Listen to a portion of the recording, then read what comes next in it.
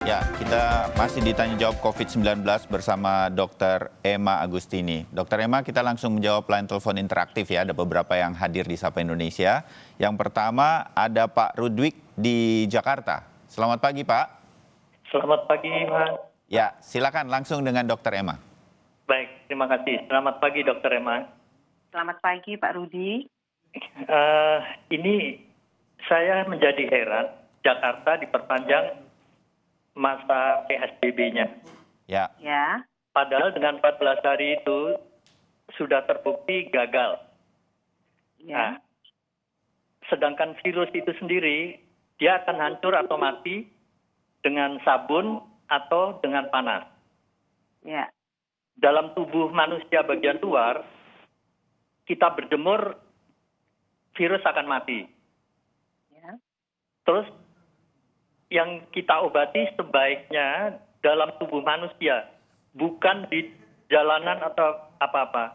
Ya, ini yang menjadi pertanyaan saya, kenapa nggak dicari pusat dari virus itu yang merupakan droplet.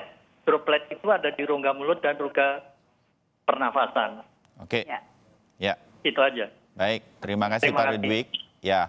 Terima kasih. Kemudian penanya kedua, Nelly di Jakarta. Selamat pagi.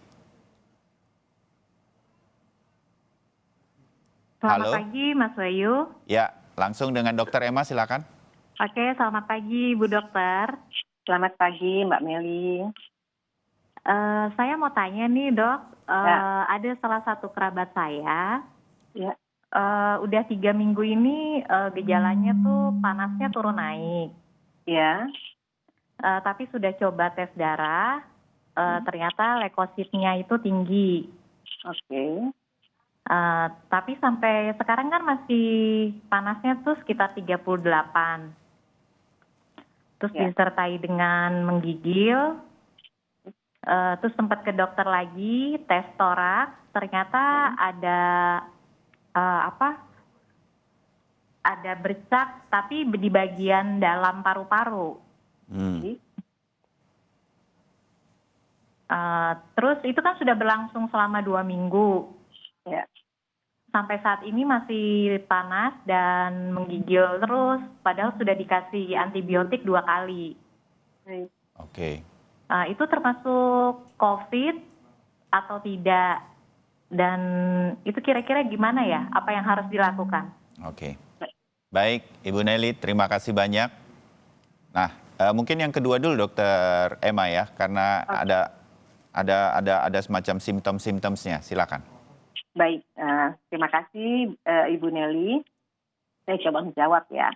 Ya. Jadi seperti kita ketahui gejala COVID ini kan yang khasnya itu memang demam tinggi dan sakit tenggorokan. Lalu ada batuk, ada pilek juga biasanya ya. Ya. Dan sesak, diikuti sesak. Hmm. Jadi kalau tadi Bu Nelly bilang kerabatnya itu demam naik turun selama 2 minggu ya. Ya. Dan diberi Lalu antibiotik tidak sembuh.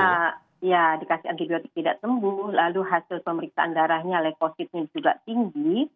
Kalau kita harus menyingkirkan COVID, kita harus cek yang lain lagi ya. Jadi saya tidak tahu tadi pemeriksaan paru-parunya itu dengan ronsen atau dengan CT scan ya. Oke. Nah, kalau biasanya kalau memang di ronsen itu hasilnya agak meragukan, kita harus CT scan.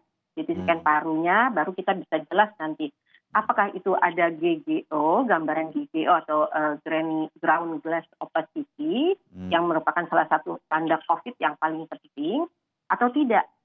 Karena biasanya kalau COVID ya sampai 2 minggu itu biasanya pasti akan ada perburukan kalau memang demamnya naik turun seperti itu ya.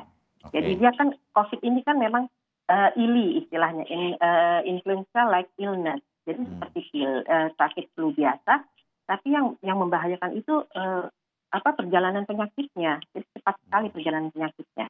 Kalau sudah dikasih antibiotik ternyata tidak berhasil, mungkin harus dicek yang lainnya lagi. Ya, kalau mau memikirkan COVID, mungkin sebaiknya tes rapid test atau langsung PCR, minta PCR. Ya. Gitu loh. Ya, memastikannya.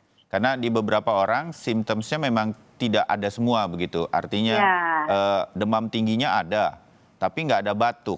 tapi Ya. tidak ada sakit kerongkongan, kemudian Ya. tidak disertai sesak, begitu. Iya, iya. Ada satu gejala saja, tetapi dia tetap sudah diberikan obat-obatan biasa antibiotik bahkan tidak hilang. Mungkin ada baiknya kemudian memeriksakan diri secara lebih rinci untuk Ya. ragu-ragunya atau Memastikan. tidak mengenai COVID-19 ini terjawab. Ya. Kira-kira begitu Ya. ya, Dok ya? Ya, memastikan dan yang lebih lebih bagus untuk memastikan itu, yang lebih yakin itu ya kita lakukan Ya. PCR. Karena Swab. yang tanpa gejala pun ada soalnya. Kira-kira Bisa. begitu. Iya, begitu. Baik, mudah-mudahan jelas untuk Ibu Nelly. Tetap tenang dan upayakan untuk bisa diperiksa. Tadi pertanyaan dari Pak Ridwik di Jakarta, saya tekankan bahwa Dr. Emma ini bukan dari Satgas COVID-19, tetapi mungkin orang agak bingung begitu kali Dr. Emma ya. Ya. Kenapa PSBB ini begitu penting sih? Intinya adalah menjaga jarak sebetulnya, karena ada human to human contact yang bisa menularkan virus ini. Tapi mungkin dokter bisa jelaskan perlahan bagaimana pentingnya PSBB ini sebenarnya diterapkan dengan baik, Dr. Emma. Ya. Jadi Pak Rudrik, seperti yang dikatakan oleh Mas Bayu, social distancing itu penting sekali. Isolasi atau kita tinggal di rumah saja itu penting sekali, ya. Ya. Kalau yang saya lihat PSBB yang kemarin diberlakukan Jakarta memang sudah 2 minggu terus diperpanjang lagi. Kita jujur saja pada diri kita sendiri deh. Selama PSBB di Jakarta, apa kita lihat jalanan benar-benar sepi? Yang di tengah-tengah kota oke, kelihatan sepi, tapi yang di pinggiran, saya tinggal di Tangerang, perbatasan Jakarta Tangerang itu masih ramai. lalu-lalang, masih ramai, masih banyak yang tidak pakai masker.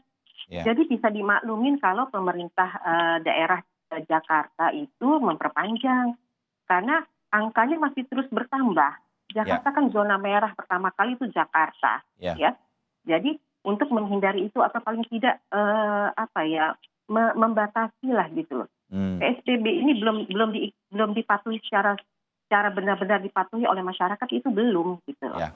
Oke, jadi PSBB ini memang diperpanjang karena masih ada peningkatan kasus, sementara yang Ya. diharapkan adalah tidak lagi ada orang yang tertular. Caranya adalah kalau bisa diam di rumah, tidak Ya. melakukan kontak dengan orang lain, seminimal mungkin tidak terjadi kontak. Itu yang mudah-mudahan bisa dimengerti. Baik, Ya. Dr. Emma, terima kasih penjelasannya. Kita bertemu lagi di lain waktu di kesempatan Tanya Jawab COVID-19 di Sapa Indonesia. Dr. Emma, Terima kasih, Mas sehat-sehat Bayu. terus dan selamat bertugas lagi. Amin. Ya. Terima kasih Mas Bayu. Ya, Mas Bayu kita sudah ketemu sehat lagi. ya.